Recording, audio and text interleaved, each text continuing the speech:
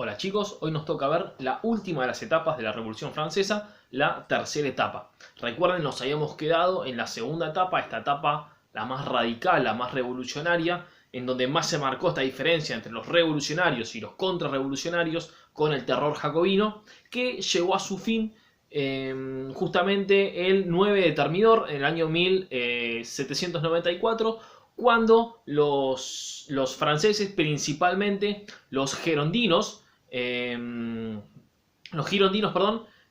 los girondinos le cortan la cabeza a Robespierre, que era el principal representante de este sector, del sector revolucionario jacobino. Le cortan la cabeza, repito, a Robespierre y terminan con lo que se conoció como terror revolucionario, con esta forma de actuar, de justamente ajusticiar a todo aquel que estuviera en contra de esta revolución o que actuara en contra. Con esta tercera etapa, los que después de este cansancio de la sociedad, después del cansancio de los franceses de tanta sangre, de tanta violencia juntan en las calles de la propia Francia, no solamente las guerras contra todos los extranjeros, comienza esta tercera etapa en donde los que toman la posta del gobierno, o sea, los que pasan a gobernar ahora, son justamente estos girondinos. El sector de los jacobinos ya queda desplazado, pierde no solamente poder al no estar más Robespierre, sino que pierden popularidad. También había habido ciertas crisis económicas que no les habían permitido tener ciertas medidas que habían tomado, como por ejemplo lo de la ley de los precios máximos. Entonces también perdieron cierta popularidad con respecto a los sectores más populares, estos sans-culottes de los que habíamos estado hablando. Entonces cuando empieza 1794 los girondinos toman de nuevo el poder y una vez más cambian la forma de gobierno, ponen una nueva forma de gobierno llamada directorio, en donde era también una república, porque había división de poderes, pero no había un solo presidente, sino que el poder ejecutivo era justamente un directorio compuesto de distintas personas, y que en realidad este poder ejecutivo no era muy fuerte, no tenía muchas posibilidades de tomar decisiones, sino que los que más gobernaban era justamente la Asamblea Legislativa, la Asamblea Nacional, lo que sería el poder legislativo. La cuestión es la siguiente: una vez que sucede esto, una vez que sucede el 9 de Thermidor, una vez que le cortan la cabeza a Robespierre, también se dan ciertos cambios afuera de Francia. Por ejemplo, los prusianos y los españoles se retiran de la guerra. Como ya no estaban los jacobinos, como ya no estaba el sector más revolucionario, y además porque tanto los españoles como los prusianos ya estaban bastante cansados y bastante debilitados de hacer tantos años la guerra, ya no tenían mucho dinero ni tenían mucho ejército, entonces deciden alejarse y firmar la paz con los girondinos, como más o menos queriendo decir, bueno, los que habían hecho todo el mayor lío, los que más problemas habían causado de cortarle la cabeza al rey, habían sido estos muchachos, habían sido los jacobinos. Ahora que ellos ya no están, listo, aprovecho esto para decir, me saco encima la guerra, no quiero pelear más contra Francia. Entonces los girondinos logran ese pequeño beneficio, si se quiere, militar, de firmar la paz con España y firmar la paz con Prusia. Pero la guerra seguía la guerra, por ejemplo, con Inglaterra y con Austria. Entonces, en cuanto a las políticas exteriores, se dan esos cambios que son muy importantes también. Y de nuevo se dan otra serie de cambios adentro de Francia, pero que no son cambios nuevos, no son cambios revolucionarios, sino que son como una especie de vuelta atrás, porque se vuelven a tomar medidas que se habían tomado en la primera etapa. Todas esas leyes que se habían tomado en la primera etapa, que para la primera etapa de la revolución eran completamente nuevas, eran completamente revolucionarias, como por ejemplo abolir el feudalismo, abolir la servidumbre, imponer la libre circulación, que cada uno camine por donde quiere, la libre circulación de mercancías, libertad económica en los precios, que cada uno compra y venda lo que quiera, el precio que quiere. Todo eso que se había impuesto en la primera etapa, se habían dado algunas modificaciones en la segunda etapa, y ahora en la tercera etapa se vuelve de nuevo a lo que se habían puesto en la primera etapa. Los cambios más radicales, o mejor dicho, los cambios que más impacto van a generar en esta tercera etapa, es la cuestión esta de los precios máximos, que se sacan los precios máximos y se permite libertad de precio, libertad de mercado, como habíamos visto con las ideas económicas del liberalismo económico. Esto perjudica principalmente a los sectores más bajos, a los sectores más populares con respecto a los bienes que son de primera necesidad. El típico ejemplo más claro, bueno, actualmente se toma como ejemplo, como relación al litro de leche, que es un elemento que muchos médicos plantean que es necesario para poder crecer fuerte. Pero el típico ejemplo que siempre se toma a nivel histórico es el pan. Bueno, ¿cuánto vale un kilo de pan? Como el pan es la principal comida, algunas corrientes económicas plantean que tiene que haber un precio máximo al pan. El pan no puede valer más de esto. Porque si el pan vale más caro que esto, las personas van a usar todo su dinero, las personas más pobres van a usar todo su dinero para comprar pan y no le va a alcanzar para comprar ninguna de las otras cuestiones, ninguna de las otras cosas. Por eso, el precio, no sé, qué sé yo, de un mueble, el precio de, hoy en día, de un auto, el precio de un caballo, si se quiere hablar de la época revolucionaria, que salga lo que salga y que lo garpe el que lo puede garpar y el que lo tiene que pagar. Pero con el pan no se jode. Entonces, la teoría económica bien liberal, que es la que se impone en esta tercera etapa nuevamente, es libre oferta y demanda, el precio que cada uno quiera. Si el pan se dispara a $3.000, que el pan salga a $3.000. El que lo puede comprar lo compre, el que no lo puede comprar no lo compra.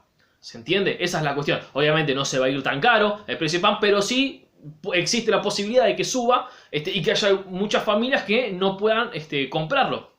Entonces, al ponerle un precio máximo, al ponerle un freno a ese precio del pan, lo que hacen los gobiernos es hacer que puedan acceder a, todas las familias puedan acceder a ese kilo de pan. Entonces, se saca esa ley de precio máximo y se permite la libre circulación de mercancías nuevamente. Estas medidas, obviamente, como dijimos, perjudica a los sectores más populares y beneficia más que nada a los sectores relacionados con el comercio. Porque si suben los precios, los que manejan, los que compran y venden, al comprar, a lo mejor compran un poquitito más caro, pero venden mucho más caro, terminan teniendo más ganancia. Entonces los comerciantes y los de las clases burguesas salen más beneficiados.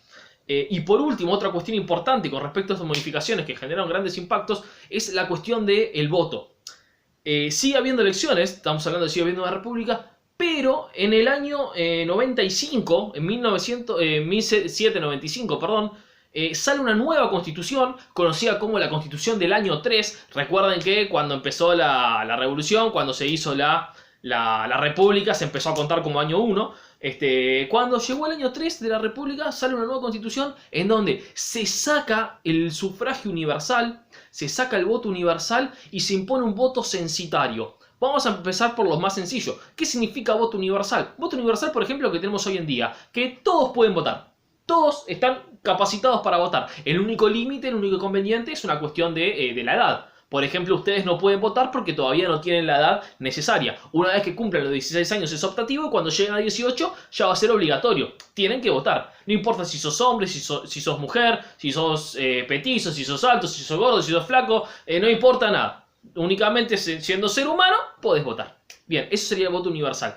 En este momento, cuando se hablaba de voto universal en la Revolución Francesa, se hablaba de un voto universal únicamente para los hombres, no para las mujeres. Las mujeres falta muchísimo para que puedan votar, todavía, muchísimo para que se ganen ese derecho a poder votar.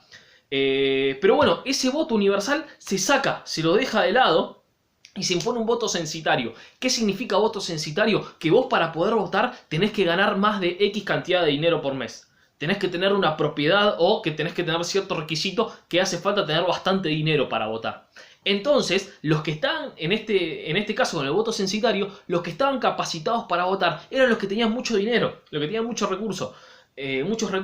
Entonces, este es otro factor que hizo que los sectores más populares salgan perjudicados. No solamente porque el dinero ya no les alcanzaba para ciertas cosas, sino que ahora tampoco pueden votar para elegir a sus propios representantes, a sus propios gobernantes. En cambio, los que sí pueden votar son los que tenían más dinero. Volvemos a lo que hablábamos anteriormente. Los sectores que tenían muchas propiedades, los que se dedicaban a comercio extranjero, a compra y venta internacional, los de ciertas profesiones liberales como abogados, capaz que algunos contadores que ejercían su oficio y cobraban mucho dinero por eso, entonces podían votar.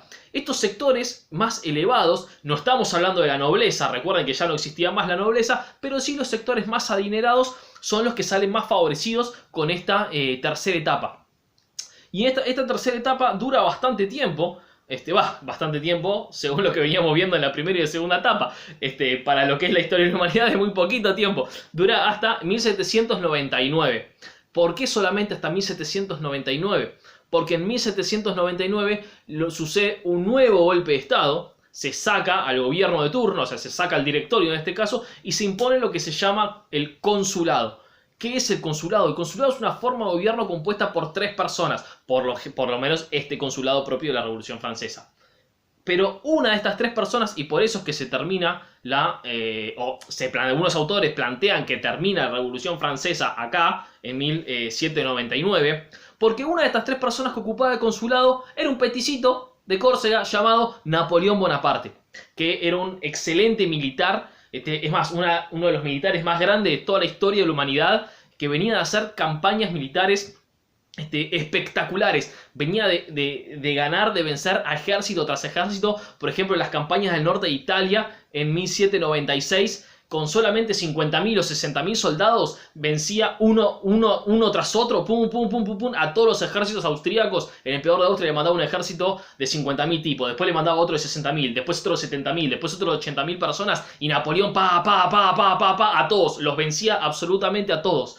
Después de estas campañas, por ejemplo, el norte de Italia, por ejemplo, la del norte de África, en Egipto, en donde uno de sus soldados encuentra una piedra llamada la piedra Rosetta, que fue lo que permitió descubrir el idioma jeroglífico de los egipcios, de los antiguos egipcios. Después de todas estas campañas militares, Napoleón ocupa por la fuerza, el mando del gobierno, del consulado, y algunos años más adelante, en 1804, va a ser coronado como emperador. ¿Y por qué se plantea que la revolución, o repito, algunos autores plantean que la revolución termina en 1799? Porque, ¿recuerdan allá lejos y hace tiempo? En 1789, ¿por qué había empezado la revolución?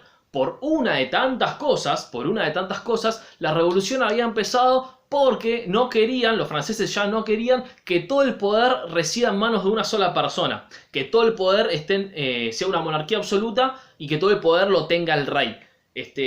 Sumado a distintas cuestiones, como por ejemplo, que plantean que todos los hombres tenían que ser libres e iguales, que ya no tenía que estar el feudalismo, que se tenía que imponer una libertad económica. Bueno, con todas estas cuestiones por las cuales comenzó la revolución, cuando Napoleón llegó al poder, la primera, la fundamental y la más importante de todas, volvió de nuevo atrás de todo. ¿Por qué? Porque cuando Napoleón se corona como emperador, Napoleón vuelve a tener todo el poder absoluto en su mano. ¿Se entiende? O sea, todo este regadero de sangre, de ideas, de experiencias, de derechos y de revoluciones, todo esto comenzó para que el poder no esté en manos de una sola persona, y termina dándole todo el poder en manos de Napoleón para que vuelva a estar en manos de una sola persona. Por eso, cuando Napoleón llega al poder con el consulado, que eran 3 personas los que gobernaban, pero de hecho el que decía todo y el que tomaba todas las órdenes era uno solo, que era Napoleón. Por eso se plantea que en 1799, con el golpe de Estado del 18 de Brumario, que fue el mes y el día en el cual se hizo este golpe de Estado, se termina la revolución. Pero termina solamente en ese aspecto. ¿Se entiende? Por eso otros autores plantean que en realidad la revolución continúa. Y en la práctica la revolución continúa. Termina hasta Waterloo en 1815, cuando Napoleón es derrotado por segunda vez, en la segunda batalla más importante. Antes había sido en Leipzig en 1813. Pero ¿por qué decimos que solamente termina en ese aspecto? Porque con las cuestiones económicas, por ejemplo, Napoleón impone el código napoleónico y sí permite esta libertad de comercio, por ejemplo. Napoleón abole la nobleza. Cuando Napoleón llega y se impone como emperador, no es que nombra nobles de nuevo. No. Todos pasan a ser libres e iguales. Es más, hay un famoso dicho que planteaba que en cada soldado tiene un bastón de mariscal. ¿Qué significaba esto? Que cada uno de los soldados del ejército napoleónico tenía la capacidad por sus propios hechos de poder convertirse en un mariscal. Existía la igualdad entre las personas. ¿Se entiende? Entonces Napoleón va a expander estos ideales de la Revolución Francesa por otros lados de una manera diferente.